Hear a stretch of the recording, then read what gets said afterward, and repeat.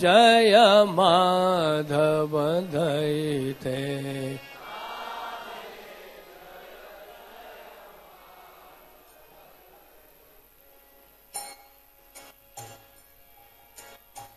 गोकुल तारुणी मंडल महिते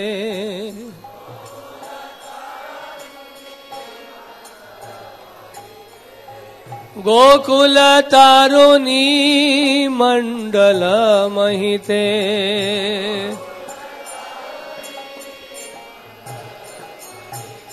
राधे जय जय माधव दयिते राधे दामोदर रति वरधन वेशे हरि निष्कुट वृंदा विपिनेशे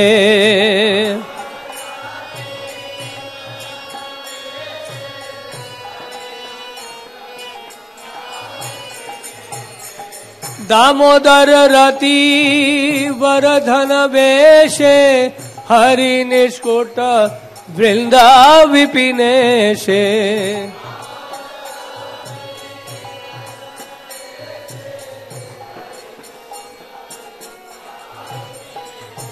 राधे जय जय माधव दयिते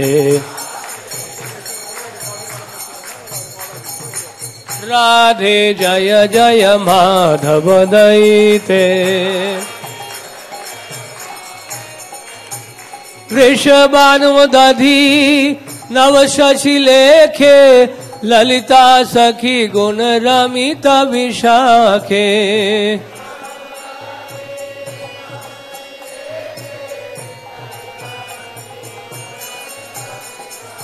राधे जय जय माधव दयिते राधे राधे जय जय माधव दयिते करुणां कुरुमयि करुणा भरिते सनक सनातन वरनित चरिते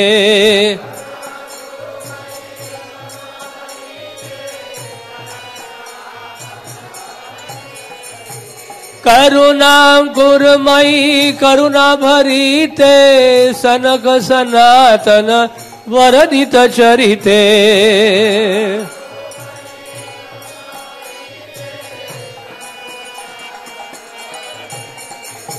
राधे जय जय माधव दयिते राधे जय जय माधव राधे जय जय माधव दयिते जय राधे जय राधे जय राधे जय श्री राधे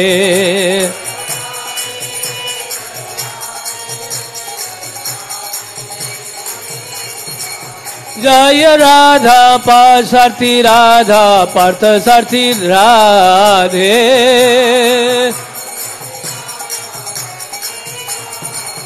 जय गौरानिताय गौरानिताय गौरानिताय जय गौरानिताय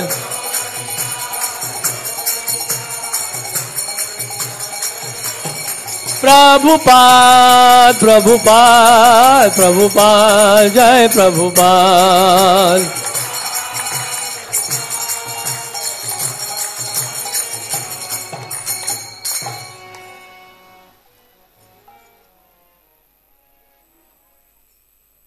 जय ओम विश्वपाद परमहंस परिव्राजकाचार्य स्तोत्र श्री श्रीमद् डिवाइन ग्रेस अभय चरणारविंद भक्ति वेदांत स्वामी श्रील प्रभुपाद की जय अनंत कोटि वैष्णव वृंद की जय नामाचार्य श्री हरदास ठाकुर की जय प्रेम से कहो श्री कृष्ण चैतन्य प्रभु नित्यानंद श्री अद्वैत गदाधर शिवासादि गौर भक्त वृंद की जय श्री श्री राधा कृष्ण गोप गोपीनाथ श्याम कुंड राधा कुंड गिरी गोवर्धन की जय गंगा माई की जय यमुना माई की जय वृंद देवी तुलसी महारानी की जय हरिनाम संकीर्तन की जय समवेद भक्त वृंद की जय all glories to the assembled devotees Hare Krishna All glories to the assembled devotees. Hare Krishna. All glories to Sri Guru and Gauranga. Om Ajnanatimirandhasya Jnananjanashalakaya Chakshur Unmilitam Yena Tasmai Shri Gurave Namaha.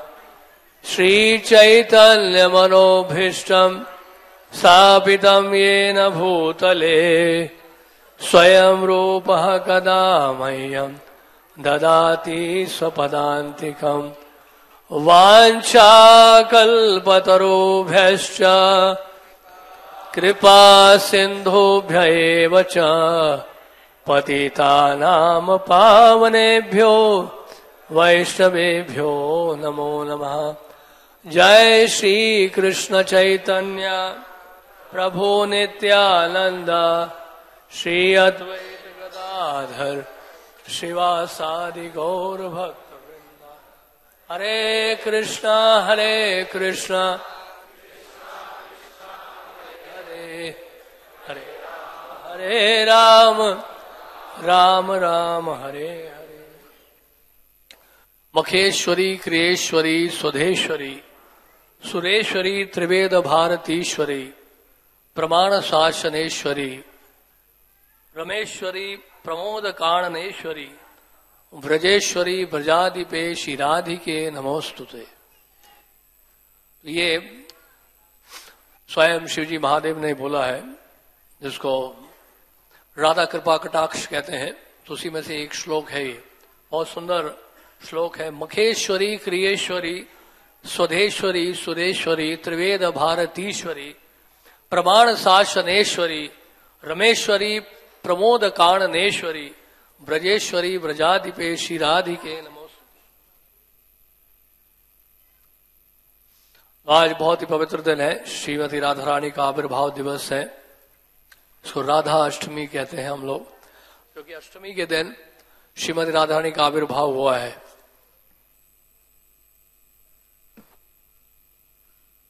तो इनके बारे में बहुत कुछ दिया गया है।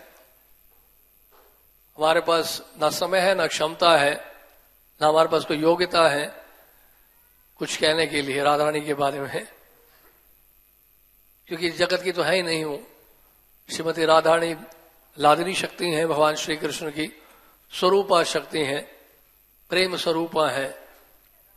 तो उनके बारे में इस जड़ जगत के किसी भी जीव के लिए संभव नहीं है कि उनका वर्णन कर सके।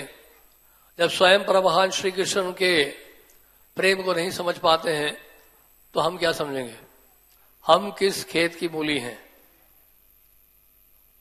श्री रूप गोस्वामी ने एक ग्रंथ लिखा है, राधा कृष्ण गौणदेश दीपिका। तो इस ग्रंथ में उन्होंने बताया है कि उनकी आयु कितनी है। नित्य शाश्वत जो आयु है श्रीमती राधा रानी की 14 वर्ष 2 महीने और 15 दिन। और भगवान श्री कृष्ण की आयु कितनी है? नित्य किशोर अवस्था 15 साल 9 महीने 7.5 दिन।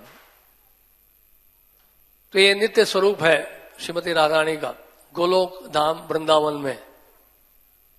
और गौर कांति की है, गौरांगी है। ये गौरांग है जो यहाँ गौर निताय के ऑल्टर में खड़े हैं, गौरांग महाप्रभु हैं। और ये है गौरांगी, तप्त कांचन गौरांगी। कैसा है उनका रंग? तप्त कांचन, मॉल्टन गोल्ड। गोल्ड देखा है? तो गोल्ड अगर पिघलता हुआ देख लेंगे आप तो कैसा होगा? वैसी कांति है श्रीमती राधा रानी की, गौर कांति। और साथ में वस्त्र, जो उनके मुख्य वस्त्र हैं जो पहनती हैं, वो क्या है? नीले रंग का वस्त्र, नेवी ब्लू। जैसे आपने वो शर्ट पहना हुआ है, नेवी ब्लू शर्ट। तो भगवान श्री कृष्ण कौन सा वस्त्र धारण करते हैं? पीतांबर वस्त्र धारण करते हैं। और श्रीमती राधा रानी कौन सा वस्त्र धारण करती हैं? नीलांबर, नीलांबरी पीतांबरी। तो इस तरह से। और उनके परिवार के बारे में बहुत सारा वर्णन किया गया है। इतना समय नहीं है कि परिवार के सभी सदस्यों का नाम पढ़ते रहे हम लोग। तो और आज विशाखा अष्टमी भी है, विशाखा सखी का भी आविर्भाव है। आज के दिन ही उसी समय भाद्रपद अष्टमी के दिन, आज के दिन उसी समय विशाखा जी का आविर्भाव हुआ है। विशाखा सखी की जय। देखिए विद्युत कांति है इनकी, और वस्त्र तारावली, तारावली मतलब तारों की लड़ियां लग जाती हैं, जैसे उनके वस्त्रों में तारे ही तारे नजर आते हैं, तारावली। और इनकी मुख्य जो मंजरी हैं जो उनकी सेवा में लगी रहती हैं, वो कौन है? विलास मंजरी। जो गौर लीला में कौन बन के आए? श्रीलजीव गोस्वामी। तो श्रीलजीव गोस्वामी विलास मंजरी हैं, जो इनकी मुख्य सेविका है विशाखा सखी। जैसे राधा रानी की जो राधा रानी की सेवा में रथ है, जो मुख्य मंजरी है, सभी मंजरों में जो प्रमुख मंजरी कौन सी है? श्री रूप मंजरी है।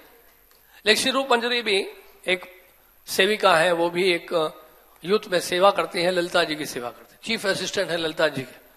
विलास मंजरी जो है विशाखा सखी की चीफ असिस्टेंट है। तो हर सखी की कोई ना कोई मंजरी असिस्टेंट है।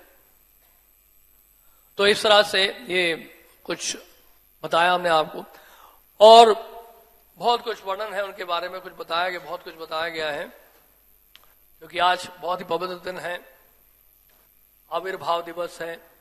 चैतन्य चरितामृत में बताया गया है, गोविंद नंदिनी राधा गोविंद मोहिनी, गोविंद सर्वस्व गोविंद कांता शिरोमणि। गोविंदा नंदनी, गोविंदा नंदनी यानी कि गोविंद को आनंद प्रदान करने वाली। गोविंद कौन है? वो तो पता ही है सबको, कृष्ण है। लेकिन गोविंद कौन है?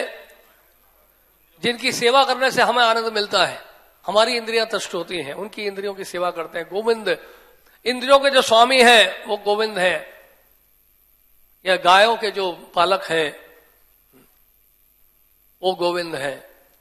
तो उस गोविंद को, उन गोविंद को आनंद प्रदान करने वाली है गोविंदानंदनी। गोविंदानंदनी गोविंद को भी आनंद प्रदान करने वाली है। राधा रानी को आनंद प्रदान करने वाले हैं राधा रमण जी।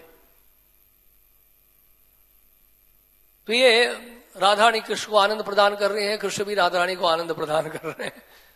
तो ये आनंद का ये जो है स्थान है गोलोक वृंदावन।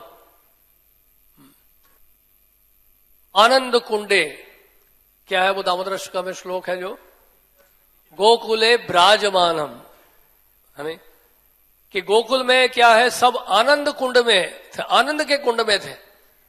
जैसे बहुत सारे कुंड है, राधा कुंड है, श्याम कुंड है, तो ये सारे कुंड कहां पर है? आनंद कुंड में।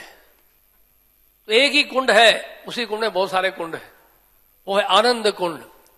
तो आनंद कुंड में शोभायमान है, और वहां पे गोविंद जी को आनंद प्रदान कर रही है। गोविंद मोहिनी, गोविंद को मोहित करती है श्रीमती राधा रानी। राधा रानी क्या करती हैं? गोविंद को मोहित करती हैं। तो गोविंद भी जो है राधा रानी की सेवा करते हैं। हमारे ऐसे कृष्ण हैं जो श्रीमती की राधा रानी की सेवा में लगे हुए हैं। पूरा जगत, पूरा संसार, पूरी सृष्टि, आध्यात्मिक जगत, भौतिक जगत की स्रोत भगवान श्री कृष्ण है। लेकिन उन्हीं श्री कृष्ण की को आनंद प्राप्त होता है, वो भी स्वयं श्रीमती राधा रानी की सेवा में लगते हैं। नहीं, श्रीमती राधा रानी की सेवा में लगते हैं। जैसे श्रीला जयदेव गोस्वामी ने बड़ा अच्छा वर्णन किया है। उनका कहना है, जयदेव गोस्वामी गीत गोविंद में क्या बोल रहे हैं? स्वर गरल खंडनम मम शीर्षि मंडनम देही पद पल्लवम उदारम। बहुत सुंदर बात बताई है जयदेव गोस्वामी ने। हर तु तदुपहिता विकारम प्रिय चारुशीले ज्वलती मई दारिणो मदन कदन आनलो। क्या बोल रहे हैं भगवान श्री कृष्ण? क्या बोल रहे हैं? मैं प्रार्थना कर रहा हूं कि ये पद पल्लव अति उतार है। कौन से, किसके पद पल्लव उतार है? श्रीमती राधा रानी के। राधा रानी के जो पद पल्लव है, यानी कि उनके चरण जो है कमल समान है, सदृश है, वो परम उदार हैं,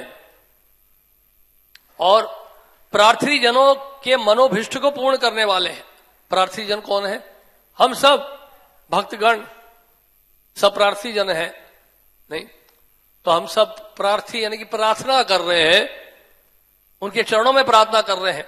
श्री गुरु चरण पद्मा केवल भक्ति सदमा, रोज हम वंदना गाते हैं, श्री गुरु चरण पद्मा केवल भक्ति सदमा। श्री गुरुदेव के जो चरण है उनकी तुलना कमल से की गई है, क्योंकि उसमें केवल भक्ति है। गुरुदेव के चरणों में क्या है? केवल भक्ति है, वहां पे ज्ञान का आवरण नहीं है, ना कर्म का आवरण है, और रस से परिपूर्ण है, प्रेम रस से परिपूर्ण है गुरुदेव के चरण कमल, केवल भक्ति है। और ऐसे गुरु जो है वो श्री जी के प्रतिनिधि है, इसलिए बोलते हैं श्री गुरु चरण पद्मा। श्रीमती राधा रानी के प्रतिनिधि है। क्यों? क्योंकि ज्ञान और कर्म का आवरण नहीं है, उत्तमा भक्ति है, केवल उत्तमा भक्ति है। श्री गुरु चरण पद्मा केवल भक्ति सदमा, वंदो मोई सावधान माथे, बड़ी सावधानी से अपने वंदना करनी है गुरुदेव की। भ्रमर जब बहुत निकट चला जाता है कमल की पंखड़ियों के भीतर जाने का प्रयास करता है, मकरंद का पान करते करते कभी कभी पंखुड़ियां जो है बंद हो जाती हैं। होता है कि नहीं होता है? तो इसलिए सावधानी से वंदना करनी है हमें गुरुदेव की।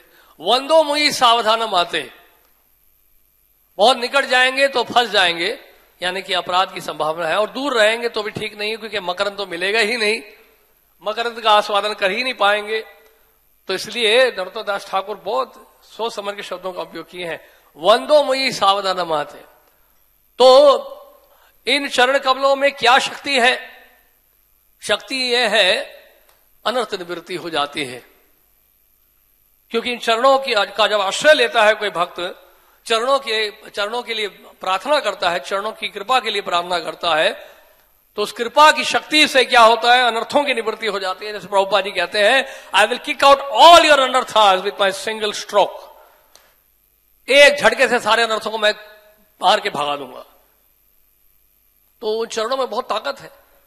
इसलिए श्रील भक्ति सिद्धांत ठाकुर ने कहा, अब राधा रानी के चरणों का नख का दर्शन करना चाहते हैं तो गुरुदेव के चरणों का दर्शन कर लो। गुरुदेव के चरणों में जो नख है वो राधा रानी के नख से अभिन्न है, ऐसा उन्होंने कहा, श्रील भक्ति सिद्धांत ठाकुर ने कहा। इसलिए उन्होंने कहा कि मैं अपने गुरुदेव के चरण धूलि के जो कण है, एक कण जो है जब फेंकूंगा तो क्या होगा जानते हैं? लाखों लाखों बद्ध जीवात्मा का उद्धार हो जाएगा। एक कण में इतनी शक्ति है, गुरुदेव के एक कण में इतनी शक्ति है। भक्ति सिद्धांत श्री ठाकुर श्रील प्रभुपाद अपने गुरुदेव के लिए ऐसा कह रहे थे कि इतनी शक्ति है। वो कहते हैं स्वयं ब्रह्मा जी भी, बड़े बड़े देवता भी मेरे गुरुदेव की चरण धूलि अपने मस्तक पे लेना चाहते हैं। तो यही बात, वही बात की जा रही है यहां पे, यहां पर वही वर्णन आ रहा है। इन चरणों में मेरे मस्तक पर अर्पण करने से क्या होगा? मेरे हृदय में बद्ध जीवात्मा तो ये कहेगा, मेरे हृदय में काम क्रोध मोह मत्स्य लोभ मात्सर्य है, काम क्रोध लोभ मोह मद मात्सर्य है, तो क्या होगा? उसका खंडन होगा। और कृष्ण भी यही कह रहे हैं, लेकिन कृष्ण के हृदय में हमारी जैसी काम वासना नहीं है। वो काम वासना शुद्ध है, शुद्ध प्रेम है श्रीमती राधारानी के लिए। तो श्री कृष्ण जो है लालायित है उस वासना को पूरा करने के लिए। तो क्या कह रहे हैं कि जब आपके चरण कमल मेरे मस्तक पर पड़ेंगे तो क्या होगा? कामजन्य करल का खंडन होगा, और खंडन तो होगा ही, मेरे मस्तक भी सम अलंकृत हो जाएंगे। वो मेरे मस्तक के लिए आभूषण है, आपके चरणारविंद मेरे मस्तक के लिए आभूषण है। ऐसा कौन बोल रहे हैं? कृष्ण बोल रहे हैं। ऐसा जयदेव गोस्वामी ने वर्णन किया है। तो ये कहने का मतलब ये है कि इतनी महिमा है श्रीमती राधारानी के चरणों की, इतनी महिमा है, और श्रीमती राधारानी की इतनी महिमा है कि इसको समझ पाना हमारे लिए बड़ा मुश्किल है। आज श्रीमती राधारानी का आविर्भाव है, तो पहले थोड़ा हम उनके आविर्भाव के बारे में बताएं, नहीं तो ऐसा लगेगा कि जन्म के बारे में तो कुछ बताया नहीं है। बहुत सारी कथाएं आविर्भाव को लेके, जहां में सारी घटनाओं का वर्णन तो नहीं करेंगे हम। ब्रह्मांड पुराण में दिया हुआ है, एक घटना दिया है। एक घटना हमने सुनाई थी पिछली बार ललित माधव से, जो श्रील रूप गोस्वामी ने लिखा है, और ये घटना हम जो सुना रहे हैं वो ब्रह्मांड पुराण में दिया गया है। तो ये कथा ऐसी इस प्रकार से है कि एक बार सूर्यदेव जो है जो सबको प्रकाश पहुंचा रहे हैं, ये सूर्य देव चाहते थे कि श्रीमती राधा रानी जो है उनकी बेटी के रूप में आए। वैसे राधा रानी सूर्यदेव की पूजा करती हैं रोज जाके सूर्य कुंड में जाके सूर्यदेव की पूजा रोज करती हैं। मध्याह्न लीला से पहले श्रीमती राधा रानी जाती है सूर्य कुंड। राधा कुंड से नजदीक है, कभी गए सूर्य कुंड? आप में से कितने भक्त गए सूर्य कुंड? तो सूर्य कुंड भी एक स्थान है और राधा कुंड से पैदल जा सकते हैं, 1 या 2 किलोमीटर की दूरी पे है। तो सूर्य कुंड राधा रानी रोज जाती है, वहां पे सूर्य की पूजा करती है। तो गोलोकेश्वरी श्रीमती राधा रानी को अपनी बेटी के रूप में चाहते हैं। तो गोकुल महावन में एक गांव है जिसका नाम है रावल। श्रीमती राधा रानी का आविर्भाव इस कल्प में, जो पिछला द्वापर युग गया है, उसमें राधा रानी का आविर्भाव जो है रावल में हुआ था। कल्प वेद कथाएं हैं।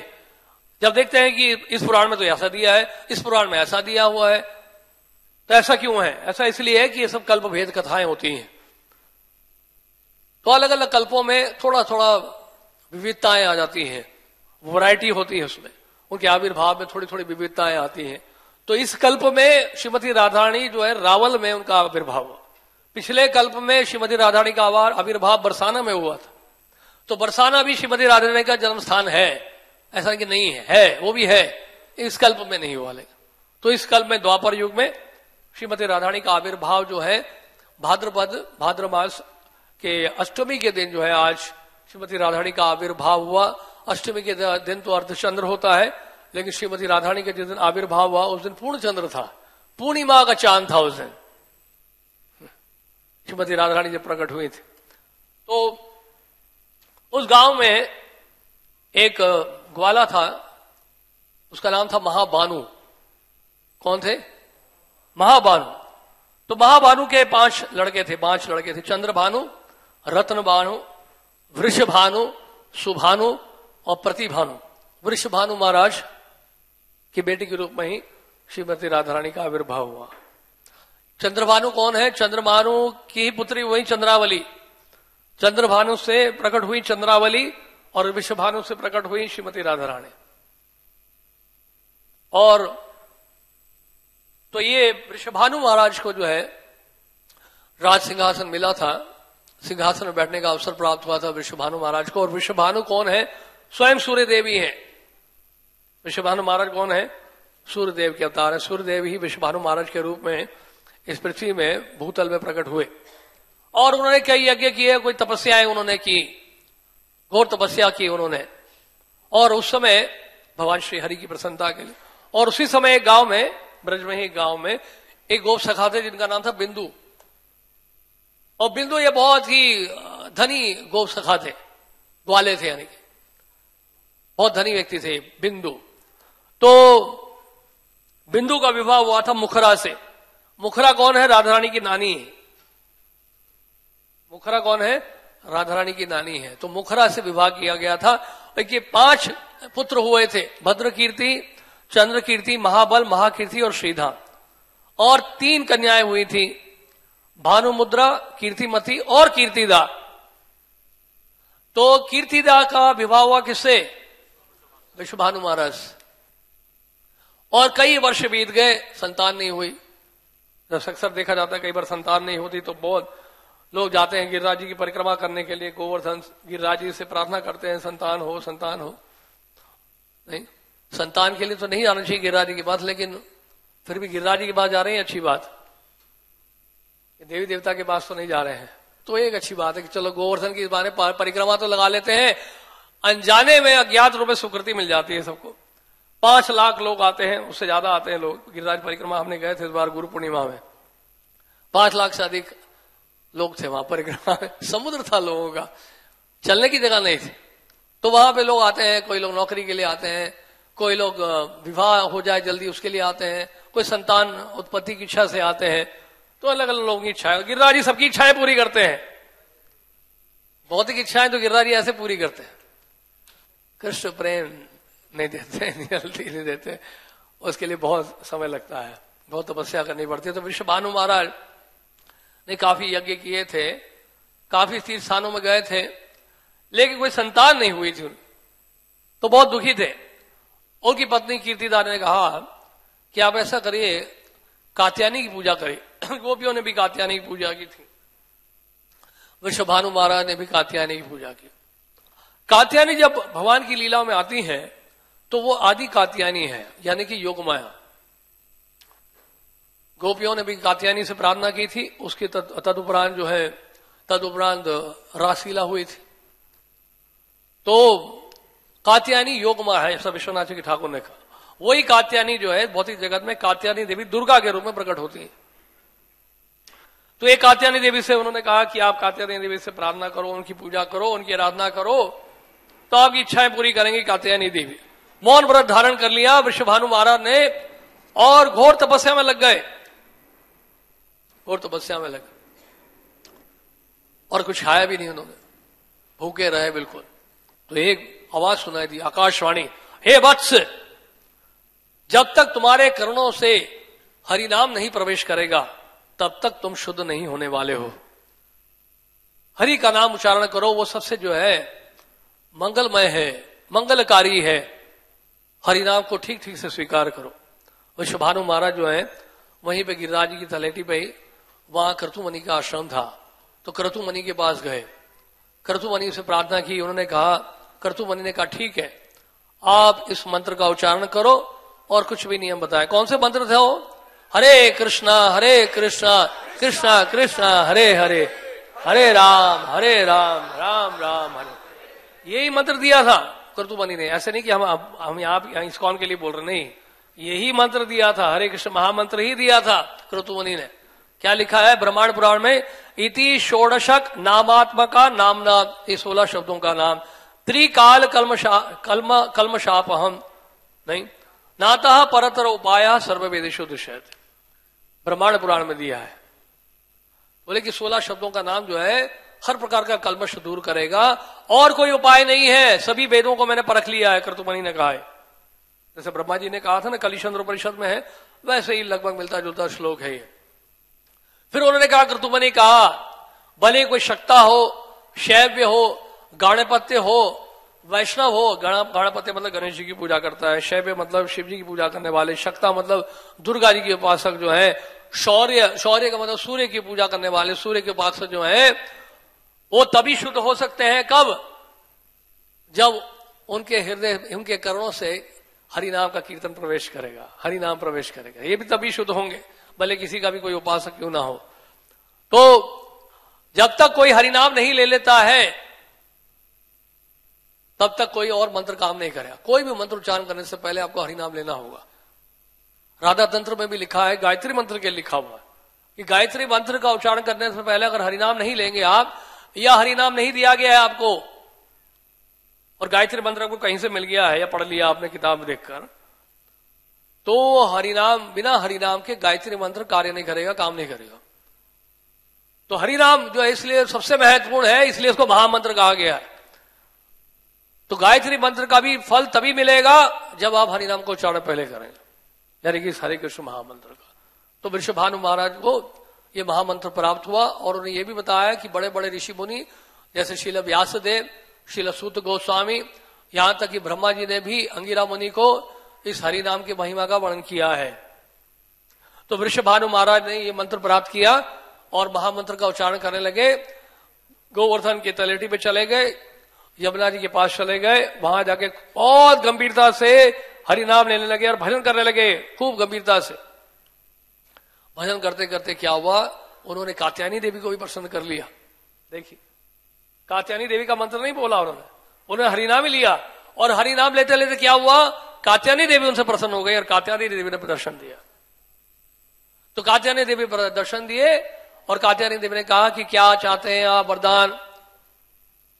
तो वृषभानु महाराज ने कहा कि मुझे एक वरदान चाहिए, आप तो जानते हैं मेरी क्या इच्छा है। तो कात्यायनी देवी ने उनको एक डब्बा दिया जो कि एक अंडे के आकार में था, ओवल शेप में, और वो सोने का था, गोल्डन एग, ऐसा एक डब्बा दिया। उसको लेके वो घर आए और कुछ ही समय के बाद आज के दिन, अष्टमी के दिन, श्रीमती राधारानी का आविर्भाव हुआ। बोलिए श्रीमती राधारानी की जय। और एक कथा आती है वृषभानु महाराज की। वृषभानु कुंड जो है बरसाना में है, वहां पे श्रीमती राधारानी का आविर्भाव हुआ था। और रावल में भी बताते हैं ऐसे ही हुआ था कि रावल में भी सहस्त्र दल जो है कमल में श्रीमती राधारानी का आविर्भाव हुआ, प्रकट हुई थी। उसी तरह से वृषभानु महाराज को पिछले कल्प की कथा है, बरसाना में वहां पे वृषभानु कुंड है, जहां पे सहस्त्र दल कमल में श्रीमती राधारानी को देखा वृषभानु महाराज ने जब वो स्नान करने के लिए गए। अद्भुत दृश्य देखा उन्होंने। और इस तरह से देखा राधारानी का हाथ हिल रहा है, पांव हिल रहा है। और क्योंकि संतान नहीं थी उसी तरह वृषभानु महाराज की, तो राधारानी को लेकर वो कहां आ गए, अपने घर पे आ गए। संकरी खोर की लीला, बहुत सारी लीला है, अब एक एक करके थोड़े थोड़े करके इतना समय होगा हमको आपको बताते जाएंगे। इससे पहले हमको आपको एक लीला बताना चाहते हैं, प्रेम सरोवर की लीला। प्रेम सरोवर कहां आता है, जब हम बरसाना जाते हैं नंदगांव से तो रास्ते में ही प्रेम सरोवर आता है। तो प्रेम सरोवर में बहुत सुंदर घटना हुई है। और ये वो स्थान है, मथुरा जाने से पहले ये अंतिम लीला बताई जाती है। राधा और कृष्ण की अंतिम लीला यहीं पे हुई थी, मथुरा जाने से पहले प्रेम सरोवर में। तो एक समय क्या हुआ, राधा कृष्ण वहां पे प्रेम विलास में मग्न थे। विविध प्रकार के जो विलास होते हैं, लीलाएं होती हैं, उसमें मग्न थे। और उसी समय एक भ्रमर आया। तो राधारानी का जो मुख है वो भी कमल के समान है, तो उनके मुख कमल के इर्द गिर्द जो है वो भ्रमर जो है मंडरा रहा था। और क्या चाह रहा था कि इस कमल का मकरंद जो है उसका पान करूं मैं। और राधारानी बहुत तंग आ रही थी, तंग हो रही थी, उससे बहुत परेशान हो रही थी, बार बार उसको भगा रही थी, लेकिन भ्रमर बार बार पास में आ रहा था। दूर भगा रही थी उसको, लेकिन बार बार आ रहा था वो भ्रमर। तो बहुत ज्यादा परेशान हो गई श्रीमती राधारानी, क्या हो रहा है। और बार बार वो मकरंद आ रहा है पास में, और जो भ्रमर है वो बार बार आ रहा था। अभी हम गए थे, टेर कदम गए थे पीपीटी के भक्तों को लेकर, तो वहां पे हम स्नान करने के लिए गए, वहां पे एक भ्रमर आ गया और बार बार हमारे आसपास मंडरा रहा था, हूं करके, पता नहीं क्यों मंडरा रहा था। हमने कहा यार यहाँ तो कोई कमल नहीं है, क्यों मंडरा रहा है हमारे सामने। तो वही मेरे को अभी इसलिए याद है क्योंकि वो मेरे को लग रहा है कि कितना मतलब कितना परेशानी होती है कि जब आपके सामने कोई भ्रमर आएगा और यूं यूं करता रहेगा, घूमता रहेगा। तो राधारानी के बिल्कुल सामने है वो भ्रमर जो है मंडरा रहा था, उनके मुख के सामने मंडरा रहा था। और राधारानी जो है हाथ से उसको रोक रही थी, अपने हथेलियों को ऊपर किया और रोकने की कोशिश की उन्होंने, लेकिन वो जा नहीं रहा था। तो मधुमंगल निकट में खड़े थे पास में ही, वो भी लीलाओं का दर्शन कर रहे थे। मधुमंगल आए और लाठी लेकर उस भ्रमर को जोर से भगाया, तेजी से भगा दिया कहीं, और पीछे पीछे भागते रहे उस भ्रमर के पीछे। और वापस आके बोले, राधारानी आप चिंता मत करिए, मैंने उस मधुसूदन को बहुत दूर भगा दिया है। मधुसूदन, मधुसुंदर नहीं, मधुसूदन को मैंने बहुत दूर भगा दिया। भ्रमर का एक और नाम क्या होता है, मधुसूदन। और राधारानी वहीं लेटी हुई है कृष्ण के पास। और राधारानी का देखिए क्या प्रेम है कृष्ण से, केवल यही सुन लिया कि मैंने मधुसूदन को भगा दिया है, राधारानी विरह में रोना शुरू कर दिया। वहां बोलता, हाँ मधुसूदन कहां गए आप, कहां गए हे कृष्ण, कहां गए मधुसूदन। वहीं कृष्ण साथ में बैठे हुए हैं, लेकिन राधारानी जो है वो विरह के कारण जो है रो रही है। बोलती, कहां गए मधुसूदन, कहां गए मधुसूदन। सेपरेशन, इसको कहते हैं टेक्निकली, इसको रूप गोस्वामी ने उज्ज्वल लीलमणि में कहा है, इसको कहते हैं प्रेम वैचित्य। प्रेम वैचित्य का मतलब होता है कि मिलन में भी विरह की अनुभूति होती है। राधारानी वहां पे लेटी हुई है, कृष्ण सामने ही है, और वहां पे लेटी लेटी राधारानी को विरह हो रहा है और रोने लग गई। रोते रोते जो है उनकी आंखों से आंसू बहने लगे। और कृष्ण भी राधारानी को देखकर जो है वो भी भूल गए कि श्रीमती राधारानी वहां लेटे हुए हैं। यानी कि वो विरह में जब थी, राधारानी जब विरह में आंसू बहा रही थी, तो कृष्ण भी भूल गए और कृष्ण भी रोने लग गए। उनकी आंखों से भी आंसू बहने लगे, दोनों की आंखों से आंसू बहने लगे और प्रेम के सारे लक्षण प्रकट होने लगे। उनके स्वरूप से जो स्वेद निकल रहा था, वो स्वेद भी जो है जाने लगा, नीचे गिरने लगा पृथ्वी पे। और धीरे धीरे अश्रुओं का एक सरोवर बन गया, प्रेमाश्रुओं का सरोवर बन गया, और उसी को ही प्रेम सरोवर कहते हैं। इस तरह से प्रेम सरोवर की रचना हुई। इसमें कोई बात विचार करने की ये है, या कह सकते हैं श्री कृष्ण ने क्या विचार किया था। उन्होंने विचार किया कि देखिए, निकट में रहकर ही राधारानी मेरे निकट है, लेकिन फिर भी उनकी वेदना को शांत करने में मैं असमर्थ हुआ हूं, उनको सांत्वना देने में मैं असमर्थ हो रहा हूं, उनकी वेदना को शांत करने में मैं असमर्थ हो रहा हूं, बल्कि वो मेरे निकट है। जब मैं इनसे दूर होता हूं तो क्या होता है, विप्रलम्ब भाव में श्रीमती राधा रानी जो है सखियों से क्या करती हैं, हंसकर बात करती हैं, विनोद करती हैं और तमाल वृक्ष से आलिंगन करती हैं, ये सोचते हुए कि कृष्ण ही है, और इस तरह से वो संतुष्ट हो जाती हैं, प्रसन्न चित्त हो जाती हैं। या फिर घने घने बादलों को देखकर, जैसे ये बादल देखने, ये शाम वर्ण का बादल है, तो इन बादलों को देखकर मेरा स्मरण कर पाती हैं, इस तरह से प्रसन्न हो जाती हैं। लेकिन ये क्या, मेरे निकट होकर तो ये दुखी हो रही हैं, ये रो रही हैं, और मैं इनको शांत नहीं कर पा रहा हूं, सांत्वना नहीं दे पा रहा हूं, तो क्या ये अच्छा नहीं होगा कि मैं इनसे दूर जाऊं? अगर मैं दूर जाता हूं तो क्या होगा, लाभ होगा, ये विप्रलम्ब भाव में भाव विभोर होकर मेरा चिंतन करेंगी और तमाल वृक्ष का आलिंगन करेंगी, या फिर क्या करेंगी, विनोद करेंगी सखियों के साथ, गोपियों के साथ, तो वहां तो मुझे देखेंगी, वास्तव में वहां तो मुझे पाएंगी, लेकिन यहां तो उनको ऐसा लग रहा है कि मैं हूं ही नहीं, और यहां उनके इस वेदना को मैं शांत नहीं कर पा रहा हूं। आश्चर्य बात। तो इस कारण से क्या है, कृष्ण ने सोचा दूर प्रवास के लिए कि अच्छा होगा कि मुझे दूर जाना चाहिए, वृंदावन छोड़ के दूर जाना चाहिए। और वो इच्छा पूरी हुई कि अक्रूर जी लेके गए, या फिर बाद में फिर कृष्ण बलराम स्वयं गए, मथुरा जाने की तैयारी की उन्होंने। तो कहने का मतलब ये है कि इस तरह से कृष्ण वृंदावन से मथुरा गए। ये इसलिए अंतिम लीला है, ये बताया जाता है कि अंतिम लीला है श्री कृष्ण की जो है, ये अंतिम लीला बजाई जाती है वृंदावन में। वैसे तो कृष्ण कभी वृंदावन छोड़ते नहीं है, ये बताया गया हमारे शास्त्रों में, वृंदावन परित्यज्य पाद एकम न गच्छति। सनत कुमार संहिता में बताया गया है कि वृंदावन छोड़ के एक कदम भी बाहर नहीं रखते हैं कृष्ण, और ना श्रीमती राधा रानी बाहर रखती हैं कदम। और बाहर कौन जाता है, कृष्ण अपना विस्तार करते हैं, वासुदेव कृष्ण के रूप में विस्तार करते हैं, या द्वारकाधीश कृष्ण के रूप में विस्तार करते हैं, तो अपना कृष्ण विस्तार करते हैं। तो कृष्ण जितना विस्तार अपना करते हैं तो राधा रानी भी अपना उतना विस्तार करती हैं। तो इस तरह से ये बताया गया है।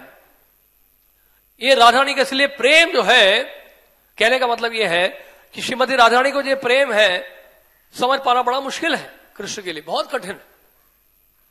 और इसी को ही कहते हैं मादन महाभाव श्रीमती राधा रानी का।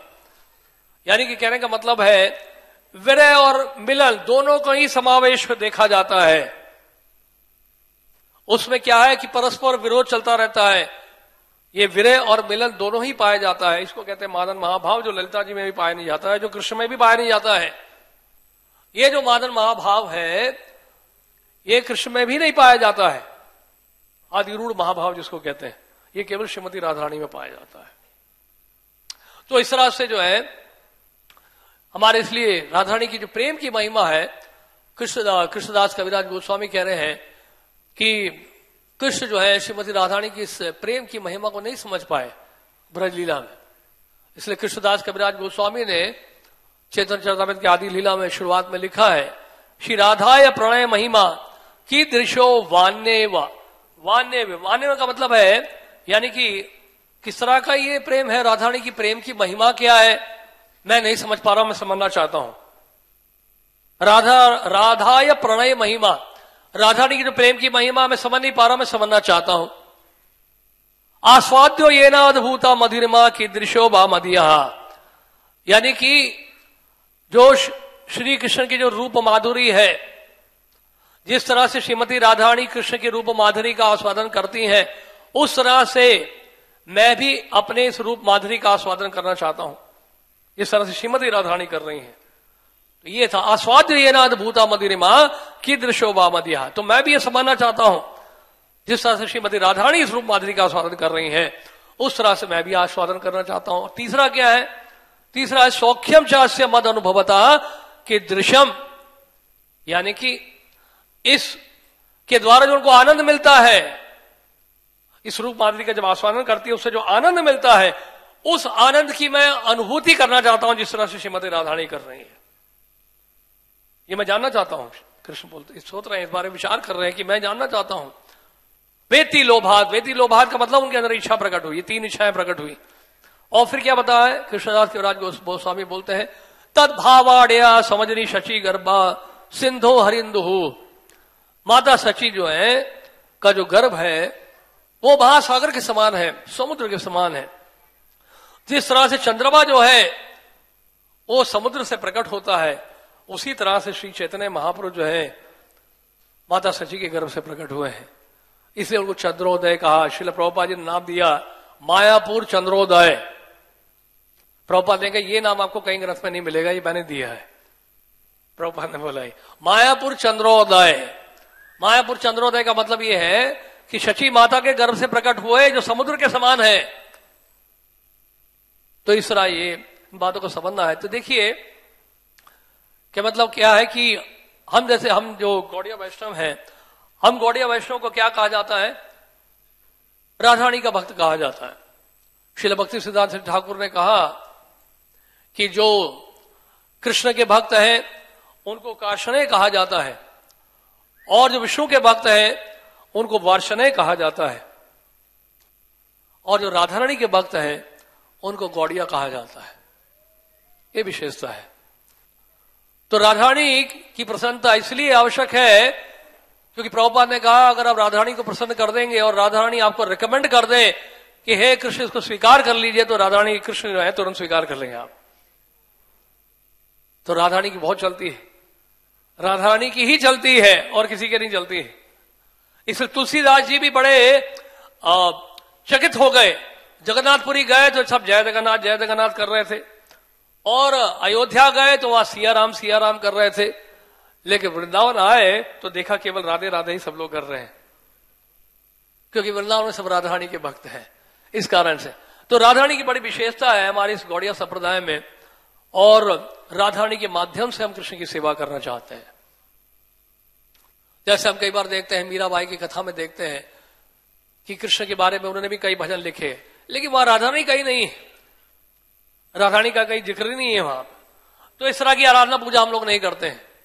हमारी आराधना पूजा जिस गौड़िया वैष्णव संप्रदाय में है वो ये है कि हम कृष्ण के पास जाते हैं, राधारानी के माध्यम से जाते हैं। वही है सिद्धांत हमारा। राधा कृष्ण में कोई भेद नहीं है, जैसे बता रहे थे कल महाराज, कोई भेद नहीं है, लेकिन यही अचिंत भेदाभेद तत्व है। अचिंत भेदाभेद तत्व ही जो है केवल यही है कि क्या निवारण सभी समस्याओं का। जब भी कोई समस्या दिखाई पड़े हमारे शास्त्रों में तो उसका निवारण क्या है? अचिंत भेदाभेद तत्व। अचिंत भेदाभेद तत्व। तो राधा कृष्ण में कोई भेद नहीं है, फिर भी वो अलग हो गए हैं। तो कृष्ण जो है इस प्रेम का रसास्वादन करने के लिए, प्रेम रस का आस्वादन करने के लिए उन्होंने अपने आप को 2 भागों में बांटा हुआ है, और इस तरह से श्रीमती राधारानी के सानिध्य में रहकर भरपूर आनंद की अनुभूति कर रहे हैं। अब देखिए चैतन्य चरितामृत में यह वर्णन आता है बहुत सुंदर।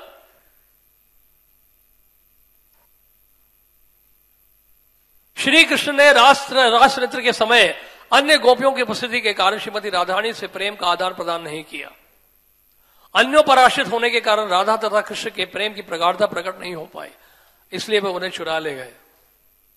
यदि भगवान कृष्ण राधारानी के लिए अन्य गोपियों का साथ त्याग दिया तो हम ये समझ सकते हैं कि भगवान श्री कृष्ण में उनके लिए प्रगाढ़ स्नेह है। तो वो जो अंतरंग भाव, अंतरंग प्रेम जो प्रकट करना चाहते थे कृष्ण राधारानी के लिए, वो नहीं कर पाए। बहुत सारी गोपियां थी, अनंत कोटि गोपियां थी। तो एक रासलीला का वर्णन ये कर रहे हैं कि राधारानी को चुरा लिया वहां से उन्होंने। और फिर क्या बता रहे हैं? गोपी गणे रस नृत्य मंडली छाड़िया, राधा चाही बने फिरे विलाप करिया। श्रीमती राधारानी जब ये देखा उनके साथ अन्य गोपियां जैसा व्यवहार हो रहा है, अरे ये कहां से आ गई न्यू फाइट्स, ये सब नवीन गोपियां भी आ गई रासलीला में, और एक समान जो है दर्जा दिया जा रहा है। तो उन्होंने चाल चली और रास नृत्य के मंडल से चली गई, छोड़ दिया। श्रीमती राधारानी को ना पाकर कृष्ण दुखी हुए, विलाप करते उनको खोज में सारे वन में घूमने लगे। तो कहने का अर्थ यह है, दंडकारी ऋषि भी गोपियां बनी, दंडकारी ऋषिगण, श्रुतिचारी गोपियां हैं, याज्ञिक पत्नी गोपियां हैं, बहुत सारी गोपियां हैं, ये सब गोपियां बनी। तो ये सब जो गोपियां बनी है ये भी रासलीला में भाग ले रही थी। तो राधारानी ने देखा भाई ये क्या हो रहा है, यहाँ तो बहुत सारी नई गोपियां आई हैं, पीपीटी ज्वाइन किया अभी इन्होंने, नए भक्त भी हैं साथ में, तो कुछ तो कैटेगरी होनी चाहिए। तो हालांकि वहां इस तरह का भाव नहीं है सीनियरिटी जूनियरिटी का, लेकिन यह एक लीला है। नहीं, हमें इस भाव से नहीं देखना चाहिए कि भाई वहां पे अनट्रेंड लोग हैं या उनको ट्रेनिंग दिया जा रहा है। नहीं, ये तो सिद्ध पुरुष हैं, सर्वसिद्ध हैं ये सारे। ये गोपियां जो है नित्य सिद्ध है या साधना सिद्ध है, वहां पे कम से कम साधना सिद्ध होते हैं। साधक तो है ही नहीं वहां पे, साधकों के लिए स्थान नहीं है नित्य लीला, साधकों के लिए भौम लीला ही है। या भौतिक जगत में हम जैसे साधक हैं, तो वहां फिर भी श्रीमती राधारानी के सखियों में गोपियों में कैटेगरी है, ग्रेडेशन फिर भी है, ना होते हुए भी है। तो राधारानी बोल रही है कि ये सब कहां से आ गए। तो उन्होंने कहा कि श्री कृष्ण ने रास के समय उनको अन्य गोपियों की स्तुति कारण श्रीमती राधारानी से प्रेम का आदान प्रदान नहीं किया। अच्छा, यदि भगवान कृष्ण ने राधारानी के लिए अन्य गोपियों के साथ त्याग दिया तो ये समझ सकते हैं कि भगवान कृष्ण का विशेष स्नेह है राधारानी से। श्रीमती राधारानी जब ये देखा उनके साथ अन्य गोपियां जैसे व्यवहार हो रहा है, उन्होंने चाल चली और रास नृत्य के मंडल को छोड़ दिया। तो वहां से चली गई। श्रीमती राधारानी को ना पाकर दुखी हुए और विलाप करते हुए उनकी खोज में सारे वन में भटकने लगे। कृष्ण राधारानी की खोज में निकल पड़े, रास लीला को छोड़कर जिसमें अनंत कोटि गोपियां थीं, केवल एक राधारानी के लिए अनंत कोटि गोपियों को तुरंत तत्काल ही त्याग दिया। तो ये सोच सकते हैं कि राधारानी की कितनी विशेषता है। नहीं, कृष्णस्तु भगवान स्वयं वहां उस रासलीला में केवल राधारानी के साथ थे और बाकी अन्य गोपियों के साथ उनका स्वयं प्रकाश। तो राधारानी की कितनी विशेषता है देखिए।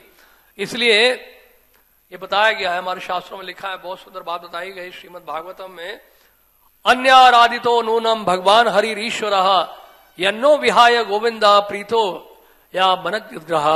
क्या लिखा है, हे सखियों, जिस गोपी को कृष्ण अपने साथ एकांत स्थल में ले गए हैं उससे भगवान की पूजा दूसरे शब्द सब की अपेक्षा अधिक की होगी।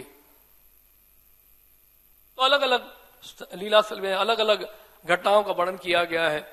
तो कभी राधारानी छोड़ के चली आती हैं, कभी कृष्ण रासलीला छोड़ के चले आते हैं और कृष्ण फिर राधारानी की तलाश में होते हैं। नहीं, और कृष्ण कई बार राधारानी को ढूंढ लेते हैं तलाश करते करते। तो अन्य गोपियां इस तरह से कह रही हैं कि इस देखो गोपी का सौभाग्य दे, देखो कि हमें छोड़कर इस गोपी को अलग से लेके गए और इस गोपी की आराधना श्रेष्ठ आराधना होगी। तो इस तरह से वर्णन आता है। कंस के शत्रु भगवान कृष्ण ने श्रीमती राधारानी को अपने हृदय में बसा लिया क्योंकि वे उनके साथ नृत्य करना चाहते थे। इस तरह उन्होंने रास नृत्य के क्षेत्र को तथा ब्रज की अन्य सुंदरियों का साथ छोड़ दिया। कामदेव के बाणों से विद्ध होकर राधारानी के साथ किए गए दुर्व्यवहार से दुखी होकर माधव भगवान श्री कृष्ण श्रीमती राधारानी को यमुना नदी के किनारे किनारे खोजने लगे। जब वे उन्होंने नहीं खोजा तो वृंदावन के कुंजों में प्रवेश करके विलाप करने लगे। यद्यपि रास नृत्य के समय श्री कृष्ण लाखों गोपियों के बीच में थे, किंतु तो भी उन्होंने अपने आप को अनेक में से एक दिव्य रूप में श्रीमती राधारानी के बगल में रखा। ये था, मतलब कहने का मतलब यह है कि कितनी बड़ी विशेषता है। जब श्रीमती राधारानी बुरा मान गई और क्रुद्ध होकर रास नृत्य से चली गई तो उन्हें ना देखकर श्री कृष्ण अत्यंत व्याकुल हो उठे। रासलीला मंडप में भगवान कृष्ण की इच्छा सम्यक रूप से पूर्ण है, किंतु उस इच्छा को बांधने वाली कड़ी श्रीमती राधारानी है। श्रीमती राधारानी के बिना कृष्ण के हृदय में रास नृत्य में आनंद नहीं रहता। अतः उन्होंने भी रास नृत्य मंडल को छोड़ दिया और वे राधा की खोज में निकल पड़े। जब कृष्ण श्रीमती राधारानी की खोज में निकल गए तो वे इधर उधर घूमते रहे, किंतु उन्हें ना पाकर वे कामदेव के बाण से खिन्न होकर विलाप करने लगे। क्योंकि कृष्ण की काम वासना लाखों गोपियों के बीच में भी पूरी नहीं हो सकी, इस प्रकार भी श्रीमती राधारानी की खोज करते रहे। अतएव हम अनुमान लगा सकते हैं कि राधारानी में कितने सारे दिव्य गुण हैं। तो देखा जाए, अगर गणना संख्या गिनी जाए तो केवल राधारानी में केवल 25 दिव्य गुण बताए गए हैं, उज्ज्वल लीलमणि में वर्णन आता है। लेकिन जो अंतिम गुण का बताया गया 25वां गुण क्या है, वो कृष्ण को अपने पूरे नियंत्रण में रखती हैं। She keeps Krishna under her full control. तो ये राधारानी की स्थिति है। ब्रज में कि स्वयं कृष्ण भी राधा रानी की सेवा करते हैं। तो इस तरह से यहां पर बहुत सुंदर वर्णन आया है। एक घटना हम बताना चाह रहे हैं जो श्रील गौर गोविंद ने बताई, बड़ी सुंदर घटना है ये। इस घटना में थोड़ी जगन्नाथ जी की लीला भी है। कृष्ण कैसे जगन्नाथ बने इसका वर्णन गोस्वामी ग्रंथों में भी पाया जाता है। तो एक समय क्या हुआ था, बहुत संक्षेप में बता रहे हैं आपको। एक समय राधा रानी बहुत विरह में थी, वृंदावन में निधि वन में विरह के कारण, वेदना के कारण वो लेटी हुई थी और लगभग मूर्छित हो गई थी। आधिरूढ़ महाभाव जिसको कहते हैं, ऐसी अवस्था में ऐसा लगता है कि जो भक्त है आधिरूढ़ भाव तो केवल उसमें विशेष रूप से श्रीमती राधारानी में पाया जाता है। मोहन महाभाव या मादन महाभाव केवल श्रीमती राधारानी में पाया जाता है। और इस विरह में श्रीमती राधारानी मूर्छित हो गई थी और ऐसा लग रहा था कि बस अभी प्राण त्याग देंगी। ये उनके महाभाव का लक्षण है। तो अब राधारानी के लिए बहुत चिंतित हैं और ललिता जी के हाथों में अपना मस्तक उन्होंने रखा हुआ है। सभी सखियां वहां पर राधारानी प्रसन्नता के लिए गीत गा रही हैं, कृष्ण के नामों का उच्चारण कर रही हैं और कभी कभी तो राधारानी के नासिका में रुई रखती हैं देखने के लिए कि प्राण है या नहीं। तो ये सब गोपियां जो है सखियां बहुत चिंतित हैं, व्याकुल हैं, क्या किया जाए। उतने में वहां पर राधारानी के जो छायापति हैं, छायापति नहीं मतलब पति हैं, जो कि सो कॉल तथाकथित जो पति हैं, राधारानी उनकी जो है छाया राधारानी है, मूल राधारानी नहीं है उनके साथ, जिनसे विवाह हुआ है अभिमन्यु का। आयना घोष यानी कि कात्यायनी के उपासक थे, कात्यायनी के पुजारी थे ये। कुटिला उनकी मां है। कुटिला ने इनका विवाह किया था राधारानी से, नहीं कुटिला ने, जटिला तो उनकी सास है, कुटिला उनकी ननंद है। तो इस तरह से तो वो अब ये सोच रहे हैं, अभिमन्यु ये सोच रहे हैं कि मैंने तो आज तक कभी राधारानी को छुआ ही नहीं है, ना मैं छू सकता हूं। राधारानी को कोई छू नहीं सकता है कृष्ण के अतिरिक्त। तो राधारानी को मैंने कभी नहीं छुआ है, लेकिन आज मैं इनकी चरण धूलि लेकर अपने मस्तक पे लगाऊंगा। राधारानी की चरण धूलि लेकर मैं मस्तक पे लगाऊंगा। मैं कात्यायनी का पूर्ण पुजारी हूं, लेकिन साथ में मेरी अधिष्ठात्री पूर्णमासी योगमाया भी है और ये पूर्णमासी ने ही ये सारी व्यवस्था की है, सारी लीला व्यक्त की है। और वास्तव में तो आपके असली पति कौन है? कृष्ण है। और मेरे लिए तो केवल आप छाया राधा हो, कृष्ण ही वास्तविक आपके पति हैं। ये तो कृष्ण पराकिया भाव का, पराकिया रस का आस्वादन करना चाह रहे थे। इस कारण से जो है पूर्णमासी ने ये व्यवस्था की है। और फिर उसके बाद कुटिला ने क्या किया, राधारानी के चरणों से धुली ली और अपने सीमंत में लगा लिया सिंदूर की तरह। और उसके बाद फिर बोलने लगी, कुटिला कहने लगी कि आज सिंदूर को लगा के वास्तव में मैं सती हुई हूं, लेकिन अब तक तो मैं यही कह रही थी ब्रज में सबको कि मैं ही वास्तव में सती स्त्री हूं, ये राधारानी सती नहीं है। ये तो कृष्ण के बाद भाग भाग के चली जाती हैं, ये पतिव्रता नहीं है, अपने पति को छोड़ के वो पति के पास जाती हैं। लेकिन मैं ही हूं वास्तव में सती। लेकिन जानते एक दफे क्या हुआ, ये सब कुटिला जी राधारानी के सामने कह रही है। ऐसा लग रहा है, सभी ब्रजवासियों को लग रहा है कि राधारानी ने जो वास्तव में प्राण ही त्याग दिए हैं। अब जो जो उनके विरोध में थे, चंद्रावली थी या फिर कुटिला थी, ये सब वहां पहुंच गए और सब जो है बहुत ही जो है अनुकूल बातें कर रहे हैं, अच्छे विचार प्रस्तुत कर रहे हैं। तो कुटिला जी यही कह रही है कि एक दफे क्या हुआ जानते हो, एक दफे कृष्ण को बहुत तेज बुखार हुआ, ज्वर हो गया उनको, और यहां तक बोल दिया मैं सब कुछ त्याग देकर एक दिन संन्यास ले लूंगा। कृष्ण ने ऐसा बोला। तो सब लोग चिंता करने लगे, संन्यास लेके चला जाएगा, इसका कोई इलाज नहीं है क्या बुखार का? हाँ, बुखार का एक इलाज है।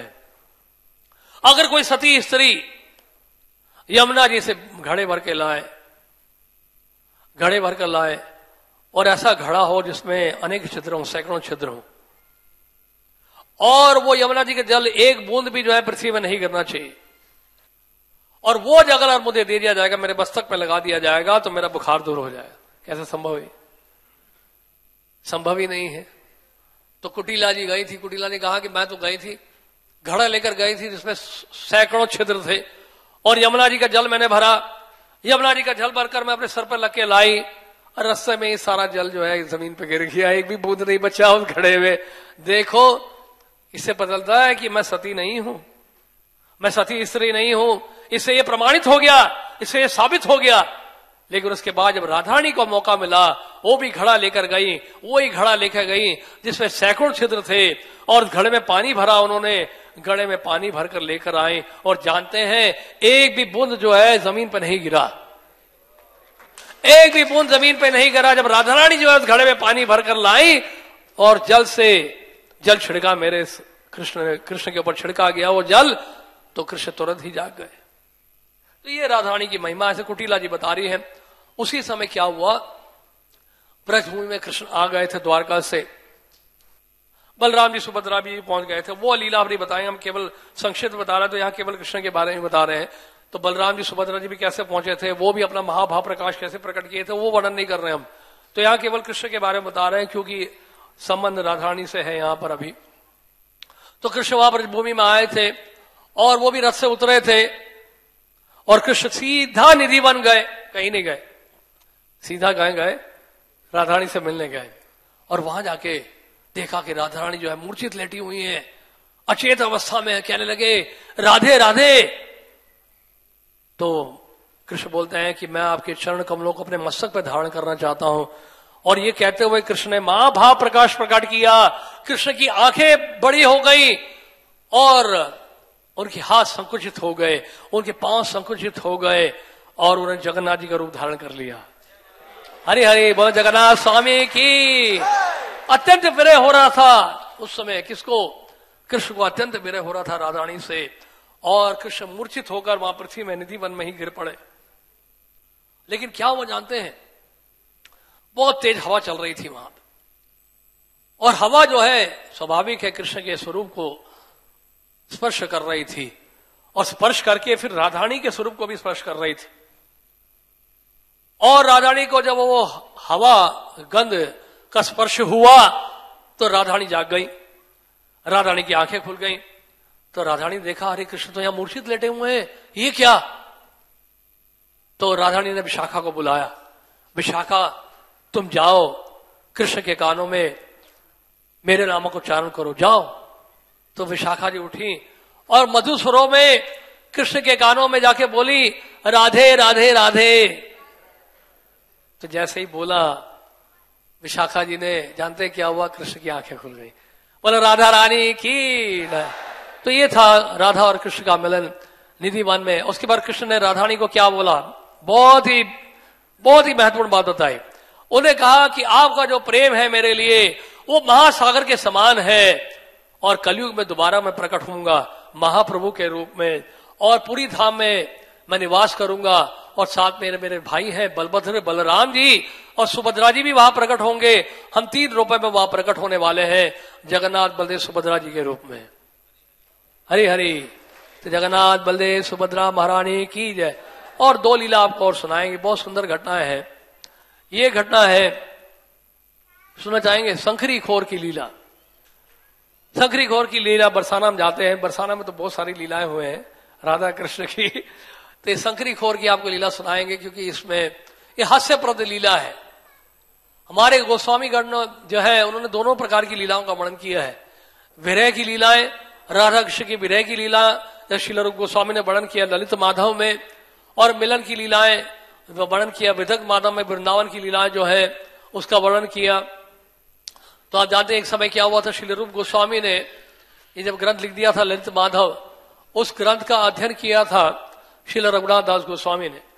श्रील रघुनाथ दास गोस्वामी ने जब ललित माधव ग्रंथ का अध्ययन किया जिसमें राधा कृष्ण के विरह की लीला का वर्णन है, रघुनाथ दास गोस्वामी अपना शरीर छोड़ने वाले थे, प्राण त्यागने वाले थे विरह के कारण वो भी। तो रूप गोस्वामी बहुत चिंतित हो गए, अरे ये क्या, मेरा ये ग्रंथ पढ़कर रघुनाथ दास गोस्वामी शरीर छोड़ने वाले हैं, ये तो अच्छी बात नहीं है। तुरंत ही श्रील रूप गोस्वामी ने बहुत कम समय में दान केली कौमुदी ग्रंथ की रचना की, और वो ग्रंथ उन्होंने प्रस्तुत किया श्रील रघुनाथ दास गोस्वामी को। श्रील रघुनाथ दास गोस्वामी ने जब दान केली कौमुदी पढ़ा तो हंसने लगे जोर जोर से, और कुछ ही समय में फिर से स्वस्थ हो गए।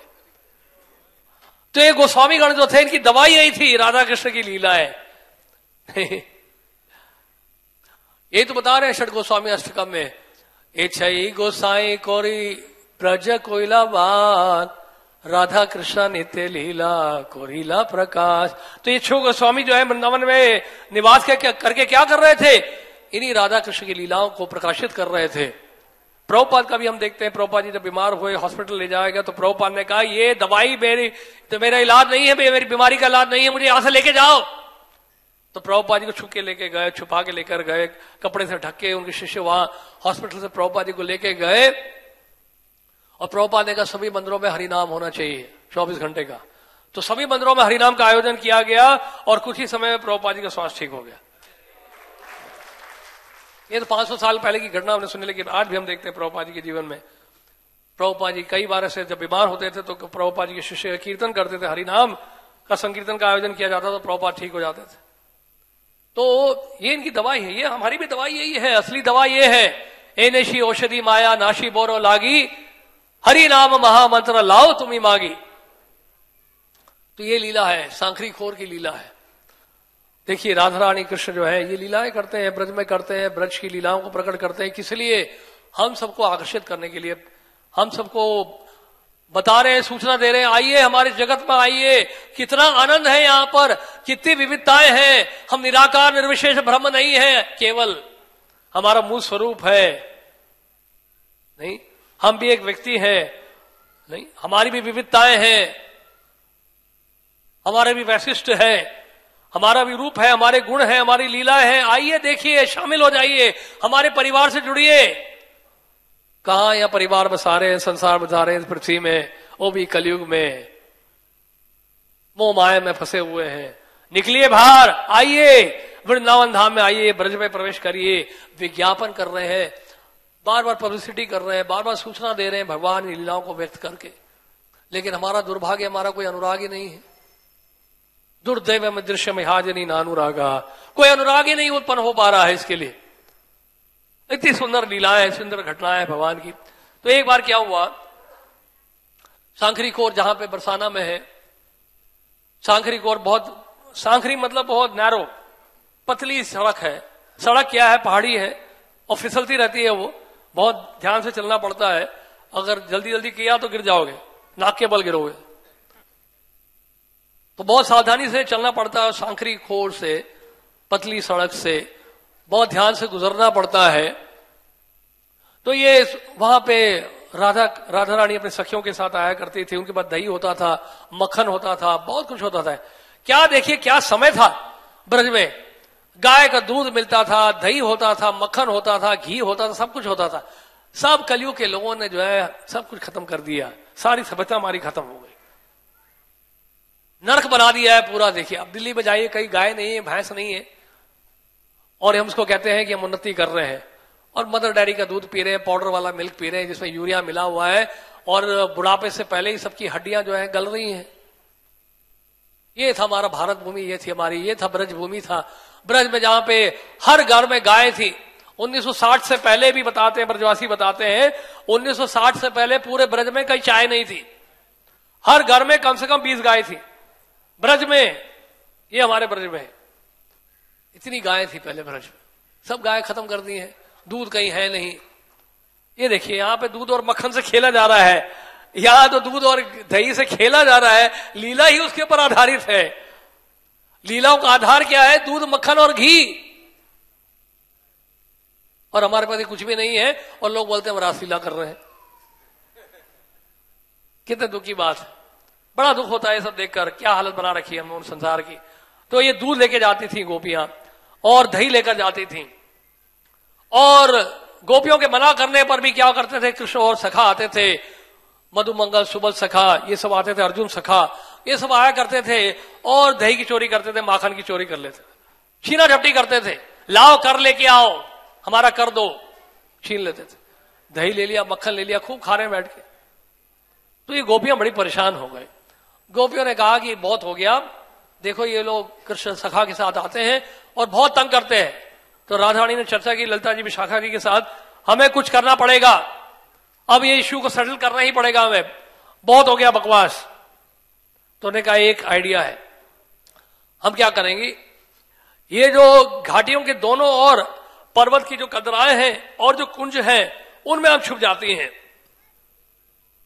और कुछ गोपियां इस संकरी से निकलेंगी, और जब ये सखा आएंगे मांगने के लिए तो उस समय हम क्या करेंगे, संकेत देंगी और सारी गोपियां निकल कर आकर इनको सबक सिखाएंगी।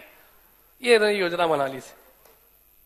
अब क्या हुआ, घाटी के दोनों ओर पर्वत की कंदराओं एवं कुंजों में सभी गोपियां छुप गई और कुछ गोपियां जो है दही मक्खन लेकर सर पे घड़े में रखकर उस शंकरी खोर से निकलने लगी। तो जा रही थी। फिर उसी समय जो है आ गए कृष्ण, आ गए सखाओं के साथ आ गए, मधुमंगल भी आ गए, सुबल सखा भी आ गए, सब आ गए और उसी तरह छीना झपटी करने लगे। लाओ दही लाओ, मक्खन लाओ, लेके आओ। भाई दही मक्खन के लूटपाट होता था, देखिए उसी से लोग फेंकते रहे एक दूसरे के ऊपर मक्खन दही। आज फेंक के दिखाओ, मिलता ही नहीं दूध, क्या फेंकोगे क्या? दूध की नदियां बहती थी, ये वास्तव में सच है। तो उसके बाद फिर गोपियों ने संकेत दिया कि आ गए सखा, लो निकल आओ सारी गोपियां। और उन कुंजों से कंदराओं से सारी सखियां आ गई, अनंत कोटि गोपियां, लाखों लाखों गोपियां आ गई और आके क्या करने लगी। कुछ गोपियों ने आक्रमण किया, कृष्ण के ऊपर आक्रमण किया, कुछ गोपियों ने मधुमंगल के ऊपर आक्रमण किया, कुछ गोपियों ने सुबह सखा के ऊपर आक्रमण किया और कुछ गोपियों ने अर्जुन सखा लवंग सखा के ऊपर आक्रमण किया। और क्या करने लगी, उनकी गालों को गुलचा मार मार कर जो है फुला दिया, एकदम से फूल गया। सबके सखाओं का जो चेहरा फूल गया, सूजन आ गया उनके चेहरे पे। और तो और उन्होंने क्या किया, सखाओं की जो चोटी है, विशेष रूप से मधुमंगल की जो सीखा है, वो सीखा को पेड़ की टहनी से बांध दिया। देखिए कितनी सुंदर लीला है, देखिए कौन नहीं जाने जाएगा इस लीला, बताइए। कहां आप सड़ रहे हैं दिल्ली में, कहां नौकरी कर रहे हैं, कल संसार बता रहे हो, परिवार के साथ रह रहे हो, समय बर्बाद मत करो। छोटा सा जीवन है आपके पास, भजन में समय लगाओ, हरि नाम लो, राधा श्याम सुंदर राधा पार्थसारथी की शरण में आओ। इस जगत में जाने के लिए तो तैयारी हो रही है, इसी के लिए तो साधना कर रहे हैं आप सब यहां बैठे बैठे। कर क्या रहे हैं फिर? नहीं तो यही हमारा लक्ष्य है, यहां जाने का ही तो लक्ष्य है हमारा। तो लक्ष्य को प्राप्त करने के लिए हमारी साधना में गंभीरता की जरूरत है। नहीं तो फंसे रहेंगे संसार में, 84 लाख योनि में भ्रमण करते रहेंगे और फिर सुनते रहेंगे कि क्या घटना हुई, शहर में क्या हो रहा है, कहां क्या कर्फ्यू लगा है। बस यही श्रवण करते रहेंगे, इसी का कीर्तन होगा और जीवन काल काल में इसी का स्मरण होगा। फिर अगर जो है कृष्ण कथा नहीं सुनेंगे तो हम लोग, तो देखिए फिर क्या हुआ। तो वो मधुमंगल की चोटी जो है एक टहनी में बांध दी, ऐसे बांध दी। अब कैसा लग रहा है, मक्खन चोरी करके बड़ा आनंद आ रहा है तुम्हें मधुमंगल? तो ऐसे बोले लगी, दोबारा करोगे इस तरह से? मधुमंगल ने हाथ जोड़ के कहा, ललिता जी से प्रार्थना की, मुझे छोड़ दो, मुझे छोड़ दो, मुझे भूख लगी है, मैं तो बहुत सरल ब्राह्मण हूं, ये कृष्ण बड़ा चंचल है, इसी ने ऐसा किया होगा, मैंने नहीं किया है। तो उसके बाद फिर राधा रानी जो है विशाखा जी और अन्य गोपियों ने क्या किया, कृष्ण को पकड़ा और कृष्ण को पकड़कर 2-4 गुलचे उनको भी लगाए, फाड़ फाड़ जोर जोर से। कृष्ण को चांटा मारने की जो योग्यता है वो तो इनमें ही हो सकती है बाबा, हमें नहीं हो सकती। हम तो इस स्वप्न में भी सो सकते हैं। तो ये खूब एकदम दे दिया, गुलचा मार दिया और चेहरा उनका पूरा फूल गया। और उसके बाद फिर क्या किया, और तो और देखिए क्या किया, क्या हालत बना दी कृष्ण की, क्या हालत बना दी। देखो राधा रानी और ललिता विशाखा ने क्या किया, उनके माथे पर सिंदूर लगा दिया, लहंगा पहना दिया, चोली पहना दी और उसके बाद हाथों में चूड़ियां पहना दी और पांव में नूपुर पहना दिया। कृष्ण को पूरा सखी बना दिया, एक गोपी बना दिया और उसके बाद घूंघट से सर भी आधा ढक दिया और सर में एक घड़ा रख दिया दही भर के, चलो शंकरी घोर से निकलो। अब कृष्ण जो है घड़ा रख के सर पे चलने लगे।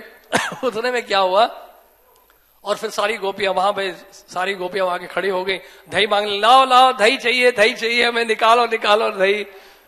चिढ़ाने लगी वो। और ऊपर ललिता जी जो है पर्वत के ऊपर चली गई। पर्वत के ऊपर जाकर जो है उन्होंने क्या किया, पत्थर का टुकड़ा जो है घड़े पे मारा, साध के मारा और वो घड़ा टूट गया। सारा दही जो है कृष्ण के ऊपर आके गिरा, अभिषेक हो गया उनका। इस तरह का महाभिषेक किया जाता है कृष्ण की लीला में। हम तो पता नहीं क्या क्या यहाँ पे विधि विधानों के द्वारा राधाष्टमी के दिन राधा कृष्ण का अभिषेक करेंगे, लेकिन कृष्ण की लीलाओं में अभिषेक इस तरह से होता है। ये प्रेम के कारण ही, यहाँ कोई अपराध नहीं है। बोलेगा अपराध तो नहीं, कोई अपराध नहीं है, क्योंकि यहाँ प्रेम है। जहां प्रेम है वहां कोई नियम नहीं होता है, और जहां प्रेम नहीं है वहां सारे नियम होते हैं। इसलिए प्रेम क्योंकि नहीं, इसलिए नियमों का पालन करना पड़ता है। जहां प्रेम है वहां कोई नियम नहीं है। तो ललिता जी जो है ऊपर जो खड़ी होकर उन्होंने पत्थर से मारा, साध कर मारा उस मटकी पे, और मटकी फूट गई, सारा दही जो है कृष्ण के ऊपर गिर गया, वो प्रोत होगा उनका शरीर पूरा दही से। लेकिन फिर कभी दधी का दान लेने के लिए तू साहस करोगे? कान पकड़िए और प्रतिज्ञा करिए, आज के बाद ऐसा कभी नहीं करोगे तुम। तो ये था लीला, शंकरी खोर की लीला है, इस तरह से है। तो ये लीलाएं होती रहती है, ब्रज में होती है, विशेष रूप से बरसाना की लीला है। तो हमें प्रार्थना करनी चाहिए कब हमें भी मौका मिलेगा, कब आएगा वो दिन जब हम भी इन लीलाओं का दर्शन कर पाएंगे, लीलाओं में प्रवेश कर पाएंगे। ये अभिलाषा मोरा ये अभिलाष विलास कुंजे दियो बार, रोज गाते हैं तुलसी महारानी के सामने, दिमाग में कुछ तो घुसना चाहिए हमारे अंदर। कुछ घुसता ही नहीं है हमारे अंदर। रोज गा गा के 30 साल 40 साल गाते रहते हैं, एक ही आरती गा, एक ही प्रार्थना बोलते रहते हैं, लेकिन यहां घुसता नहीं है, चेतना में नहीं प्रवेश करता ये भान। तो ये लालसा, इसको कहते हैं लालसा मई प्रार्थना जब आएगी, ये स्थिति जब आएगी तब कुछ होगा। तो ये है चिकसोली की कथा। चिकसोली जानते हैं कहां पर है? शंकरी खोर से जब नीचे उतरते हैं, उसके आगे जो गांव आता है उसको चिकसोली गांव कहते हैं, चित्रा सखी का जन्म स्थान है वो। तो यहां बहुत छोटी सी घटना आपको बता रहे हैं। तो यहां पर क्या हुआ, विश्वभानु नंदिनी श्रीमती राधारानी अपनी सखियों के साथ गोपियों के साथ खेल रही थी। तो उन्होंने क्या के देखा, चित्रा सखी के साथ बैठी है, दूर से देखा, दूर से आवाज सुनाई दी, मुरली की आवाज सुनाई दी। मुरली की शब्द ध्वनि देकर राधारानी इतनी मोहित हो गई, इतनी मोहित हो गई कि उन्होंने अपना सर्वस्व, अपनी मन वाणी, अपना स्वरूप सब कुछ न्यौछावर कर दिया, इस मुरली की ध्वनि को आकर्षित हो गए। और उसी समय कुछ ही क्षणों के बाद चित्रा सखी वहां बैठी थी। चित्रा सखी बहुत एक्सपर्ट है पेंटिंग में, बहुत सुंदर पेंटिंग करती है, इससे भी बढ़िया पेंटिंग करती है। बहुत सुंदर पेंटिंग किया और कृष्ण का बहुत सुंदर चित्र बना दिया चित्रा सखी ने। और जब पेंटिंग बना दिया तो राधारानी ने देखा, वाह क्या लगता है ये व्यक्ति, इतना सुंदर। देखते ही रह गए, आंखें उनकी खड़ी खड़ी रह गई, पलकें झपक ही नहीं रही थी उनकी, और कृष्ण के सुंदर चित्र को देखते ही रह गए, देखते ही रह गए। उतने में देखा उन्होंने एक और चीज देखा, चित्रा सखी ने, देखो देखो देखो वहां देखो, गोचारण लीला में कोई जा रहा है, गोचारण के लिए कोई जा रहा है। राधारानी देखा, अरे इतना सुंदर ग्वाला इतने सारे गायों को लेके जा रहा है। उसके बाद जब देखा कि गोचारण लीला में कृष्ण को देखा और आकर्षित हो रही है, राधारानी बहुत दुखी हुई। राधारानी ने कहा, चित्रा सखी को कहा, देखो चित्रा, मेरा वास्तव में आर्य धर्म नष्ट हो चुका है। तुम जानते हैं क्या हुआ है? आज मैं आसक्त हो गई हूं 3 पुरुषों से, मेरा आर्य धर्म नष्ट हो चुका है। अब मैं जीवित रहकर क्या करूंगी? मुझे तो अभी ही प्राण त्याग देने चाहिए। जानते हो, मैं 3 पुरुषों से आसक्त हुई।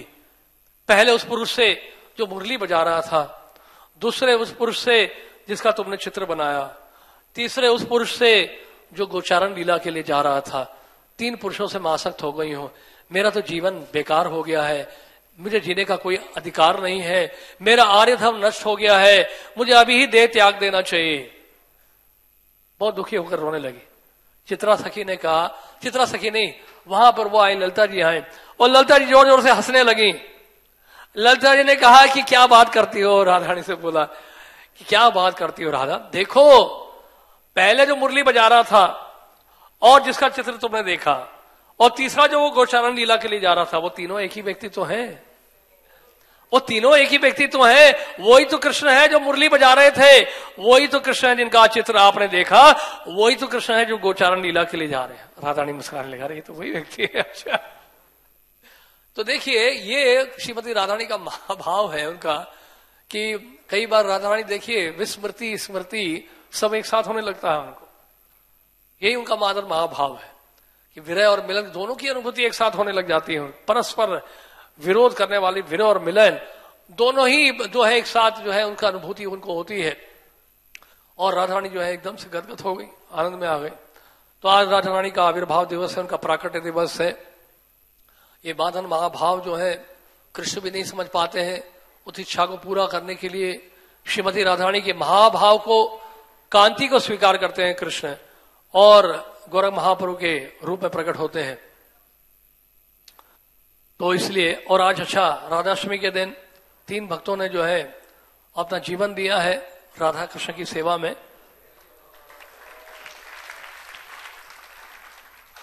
वहां तो राधा रानी रासलीला छोड़ के चली जाती हैं, लेकिन 3 भक्तों के आने से हम मंदिर छोड़ के ना जाए, क्योंकि ये इस मंदिर में ही रहने के लिए आए हैं।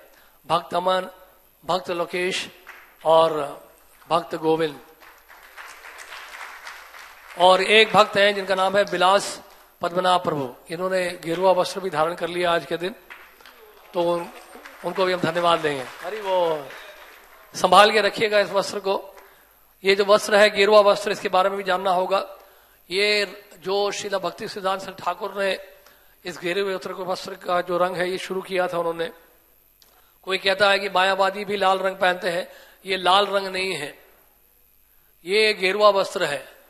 लाल रंग और इसमें रंग में अंतर है। जो मायावादी जिस वस्त्र को धारण करते हैं उसको लाल कहा जाता है, लाल रंग कहा जाता है। लेकिन ये जो रंग है, जो प्रभुपाद जी के गुरु महाराज ने हमें दिया है या प्रभुपाद जी ने दिया है, ये अनुराग का वर्ण है, अनुराग की कांति है ये। अनुराग मतलब डीप अटैचमेंट। तो जिसको डीप अटैचमेंट है गुरु से, वैष्णवों से, राधा कृष्ण से, वो इस प्रकार का रंग धारण करता है, वो ये इस प्रकार की कांति धारण करता है। इसका मतलब ये कलर है डेडिकेशन का, ये कलर है समर्पण का, ये कलर है अनुराग का। सैफरॉन का मतलब ये है, सैफरॉन का मतलब ये है। तो ये मायावादी जो पहनते हैं, जो वस्त्र पहनते हैं लाल रंग, वो नहीं है ये श्रील भक्ति सिद्धांत ठाकुर ने बताया है। ये अनुराग है, ये अनुराग का चिन्ह है। नहीं तो कहने का मतलब है अगर अनुराग नहीं भी उत्पन्न हुआ है तो उसको धारण करने का मतलब है, ये उद्देश्य है कि हम अनुराग उत्पन्न करें, नाम में अनुराग उत्पन्न करें, रूप में अनुराग उत्पन्न करें, भगवान की लीलाओं में अनुराग उत्पन्न करें और उनके लीलाओं में अनुराग उत्पन्न करें। तो जब ये अनुराग उत्पन्न करते हैं, करने का प्रयास करते हैं, तभी जो है सार्थक होगा इस वस्त्र को पहनना। नहीं तो फिर कोई लाभ नहीं है इस वस्त्र को पहनने का। ये डेडिकेशन है, ये समर्पण है। तो ये भाव होना चाहिए जब इस वस्त्र को धारण करते हैं। तो आज बहुत ही पवित्र दिन है, श्रीमती राधारानी की कृपा की हम लोग याचना करते हैं और हमें यही सोचना चाहिए कि जिस तरह से राधारानी कृष्ण की सेवा कर रही हैं उसी तरह का भाव हमारा होना चाहिए कृष्ण के लिए, उसी प्रकार का सेवा का भाव होना चाहिए। नहीं तो राधारानी हमेशा चाहती हैं कि जितने भी जीवात्मा हैं उनको कृष्ण की सेवा में लगाया जाए। राधारानी की इच्छा है कि सभी जीवात्माएं कृष्ण की सेवा में लगे और इसी कारण से जो है हम प्रचार करते हैं। ये प्रचार का कार्य राधारानी का ही कार्य है। ग्रंथों का वितरण जो है राधारानी का ही कार्य है। एक बार हिसोले रामेश्वर स्वामी ने प्रवचन में बताया था बात कि ग्रंथों का वितरण जो हम करते हैं ये यही है गोपी भाव, यही है गोपियों का प्रेम कृष्ण से। तो ये जो जब प्रभुपाद जी को पता चला, प्रभुपाद जी को लेटर लिखा कि प्रभुपाद ये रामेश्वर स्वामी जो कह रहे हैं अपने प्रवचन में ये कहीं एग्जैगरेशन तो नहीं है। प्रभुपाद ने कहा कि रामेश्वर स्वामी ने जो कहा है बिल्कुल सही कहा है, यही है राधारानी का भाव कृष्ण के लिए। प्रभुपाद का जो संकीर्तन है इसके पीछे यही भाव है, वही भाव है जो गोपियों का भाव था कृष्ण के लिए, राधारानी का भाव था कृष्ण के लिए।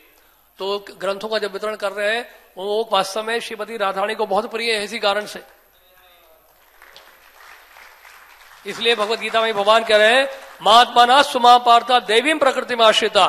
को महात्मा कौन है? जिन्होंने श्रीमती राधारानी का आश्रय लिया है, वो है महात्मा। यानी राधारानी का आश्रय लेने का मतलब है कि प्रत्येक जीव को हम कृष्ण की सेवा में लगाने की हमारी इच्छा है। निम्बार्क संप्रदाय में अधिकाधिक जो है सखियों का भाव या गोपियों का भाव बताया जाता है और श्री संप्रदाय में तो खैर उसका कंसेप्शन ही नहीं है। लेकिन हमारा गौड़िया वैष्णव संप्रदाय ये है जिसमें श्रीमती राधारानी की सेवा को प्राप्त करने के लिए लालायित रहते हैं, उनकी सेवा की इच्छुक रखते हैं गौड़िया वैष्णव।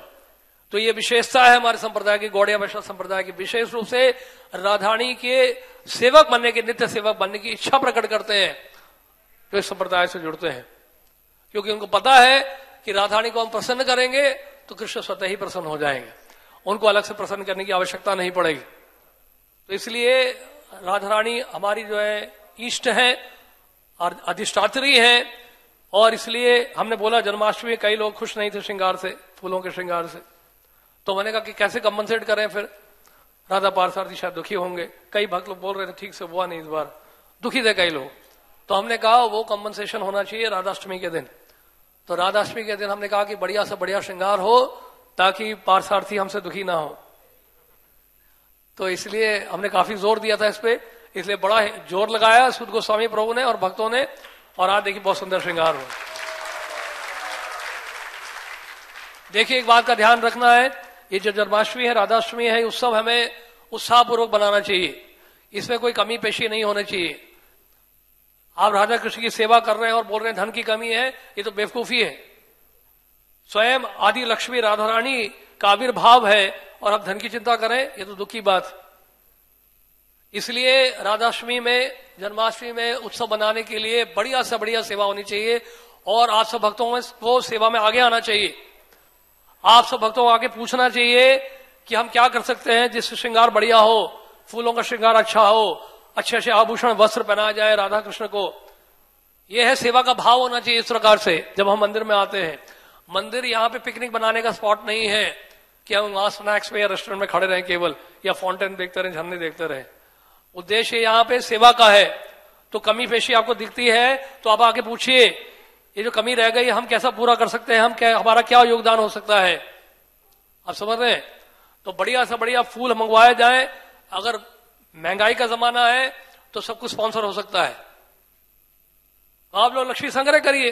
जन्माष्टमी में हमारे प्रचारक जो हैं मंदिर के प्रीचर्स, वो जन्माष्टमी के लिए सेवा लक्ष्मी इकट्ठा करते हैं, और राधाष्टमी के लिए आप लोग करिए।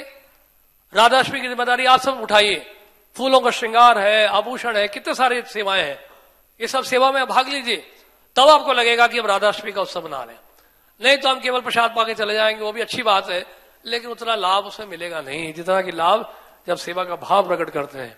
तो आगे पूछिए कि प्रभु जी जन्माष्टमी हमने देखा, हमें ऐसा लगा कि फूल कम लगाए गए हैं, तो हम कैसे मदद कर सकते हैं। आगे पूछिए, इच्छा प्रकट करिए। तो जो कमी है उस कमी को पूरा करिए। इस बार तो हमने कर दिया, जोर जबरदस्ती करा के हमने प्रेशर डाल के करवा दिया, लेकिन आगे से आप सबको आगे आना चाहिए सेवा के लिए। देखिए मंदिर आपका है, आप आगे सेवा करेंगे, आप ही को लाभ मिलेगा। राधारानी की कृपा है तो बहुत पूरी की पूरी है, यहाँ तो ओवरफ्लो हो रही है। राधारानी यहाँ पे आशीर्वाद पूरा हाथ खोल के देख रही है। देखिए खोल खोल के दर्शन दे रही हैं। अभी मधुसूदनपुर से बात हो रही थी कल, मधुसूदनपुर ने श्रील रूप गोस्वामी की बड़ी अच्छी बात बताई। उन्हें कहा कि ब्रह्मा जी ने कहा है ब्रह्म संहिता में, अंगानी यस्य सकलेन्द्रिय वृत्ति मंती पश्यंती पांति कल्याणति चिरम जगंती, यानी कि एक इंद्रिय इतनी पूर्ण है दूसरे इंद्रिय का कार्य कर सकती है। ब्रह्मा जी ने कहा है, लेकिन श्रील रूप गोस्वामी कहते हैं ये जो प्रार्थना है ये ऐश्वर्य भाव है, ऐश्वर्य से परिपूर्ण है, इसमें ऐश्वर्य का भाव छुपा हुआ है। लेकिन हम जो गौड़िया वैष्णव हैं, श्रील रूप गोस्वामी ने कहा कि हम जो हैं वो तो राधारानी के बुखारबंद का दर्शन करना चाहते हैं। तो चरण दर्शन नहीं हुआ, इससे दुखी होने की आवश्यकता नहीं है, क्योंकि राधारानी के मुखारबिंद का हमें दर्शन प्राप्त हो रहा है और श्रील रूप गोस्वामी ने इस बात को अनुमोदित किया है। आप समझ रहे हैं? तो इसलिए चरण दर्शन जो है उससे अधिक आपको लाभ मिल रहा है। राधारानी जो है मुखारबिंद का दर्शन दे रही है, वो भी पूरा आशीर्वाद दे रही है, कटाक्ष नहीं है यहाँ पे।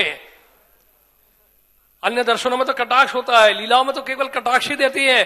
कृष्ण को भी तिरछी नजर से ही देखती है, सीधा कभी नहीं देखती है। राधारानी कभी सीधा नहीं देखती, सीधा देखे तो गड़बड़ हो जाएगा, कृष्ण नहीं संभाल पाएंगे अपने आप को, तो वो कटाक्ष ही करती हैं, कृपा कटाक्ष जिसको कहते हैं, साइड लॉन्ग ग्लैंस केवल। लेकिन यार राधारानी फुल कृपा कर रही है, सीधा देख रही है और फुल फ्लैश आशीर्वाद हमें दे रही। और क्या चाहिए आपको बताइए? तो इसलिए आप सब जो है थोड़ा सेवा का भाव प्रकट करिए, सेवा में थोड़ा आगे आइए, है कि नहीं? हमारी सेवा केवल क्लास तक सीमित नहीं होनी चाहिए। असली सेवा प्रारंभ होती है क्लास के बाद। सुनकर क्या करना क्या है? फिजिकली हमें एक्ट करना है। मन, वाणी और शरीर से कृष्ण भावना का अनुशीलन होता है। तो शरीर से, मन से, वाणी से, तीनों से आप लगिए, भगवान की सेवा में लगाइए। ये तो सेवा का स्थान है, ये मंदिर जो है सेवा का स्थान है। यहाँ किसी चीज की कमी होनी ही नहीं चाहिए। जिस तरह से प्रभुपाद ने कहा कि हमारा किचन ये राधारानी का किचन है, खाने पीने की कोई कमी नहीं होनी चाहिए, और ना कभी होती है यहाँ पे कभी। इसी तरह से सेवा की चिंता करिए आप, कभी भी कमी नहीं होनी चाहिए। फूलों के श्रृंगार में, आभूषणों में आप लगाइए अपना। आपके पास जो लक्ष्मी है लगाइए, साल में एक बार तो लगाइए कम से कम। बड़े बड़े उत्सव जैसे हैं, गोवर्धन पूजा है, राधाष्टमी है, जन्माष्टमी है, रामनवमी है, गौर पूर्णिमा है, ये उत्सव है बड़े स्तर में बनाना चाहिए। लगना चाहिए कि उत्सव हो रहा है। आप देखो तो लग रहा है कि फूलों से भरा हुआ है, और वहां केले के पेड़ लगे हुए हैं, बहुत सारे फल लगे हुए हैं, लग रहा है उत्सव है, उत्सव का दिन। तो ये किसी एक का कार्य नहीं है, कुछ प्रचारकों का कार्य नहीं है, कुछ भक्तों का कार्य नहीं है, ये आप सबकी जिम्मेदारी है। तो आप सब करेंगे अगली बार की नहीं? सब करेंगे? हाथ उठाइए। ये राधा पार्षद के सामने हाथ उठाया है, झूठ मत बोलेगा। इंडिया में यस करना बड़ा आसान है। तो आप सब जिम्मेदारी लीजिए, सेवा में भाग लीजिए। सेवा करेंगे तो आपको लाभ मिलेगा। आगे पूछिए पुजारी से, हमारे हेड पुजारी हैं सूद गोस्वामी प्रभु से पूछिए, प्रभु जी किस चीज की कमी है, हम ला के देंगे आपको। आप क्यों ऐसा कह रहे हैं कि फूल के लिए पैसे नहीं है? हम लगाएंगे अपना धन, तब होगा। तब देखिए एक से एक बढ़कर 101 उत्सव होंगे हमारे मंदिर में। ठीक है? ये भक्त है, इनको जो नए भक्त हैं जिन्होंने ज्वाइन किया है, कहाँ है वो? ये 3 भक्तों ने ज्वाइन किया है, गोविंद और लोकेश और भक्त अमन। तो आपका स्वागत है राधा पार्षद के मंदिर में। लगे रहिए, छोड़िए नहीं सेवा को। हरे कृष्ण।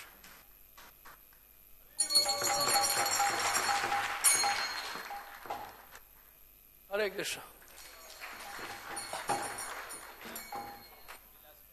विलास पदना प्रभुपाद जी ने जो है, प्रभुपाद जी के गुरु जो पिताश्री थे, वो जो भी संत महात्मा लोग आते थे घर पे, तो उनके पिताजी जो है यही प्रार्थना करते थे उन साधु संतों से कि मैं चाहता हूं कि मेरा लड़का जो ये अभय है एक दिन राधा रानी का शुद्ध भक्त बने। प्रभुपाद जी के पिताजी हमेशा प्रार्थना करते थे, बोलते थे कि मेरा लड़का, मैं चाहता हूं राधा रानी का शुद्ध भक्त बने। तो इसलिए आप सब बनिए, राधा रानी के शुद्ध भक्त बनिए। जो आप ज्वाइन किए हैं, जो ज्वाइन कर चुके हैं, हम सबका लक्ष्य यही होना चाहिए। हरे कृष्ण। श्रीमती राधा रानी आविर्भाव तिथि महामहोत्सव की, बरसाना धाम की, रावल धाम की। हरे कृष्ण।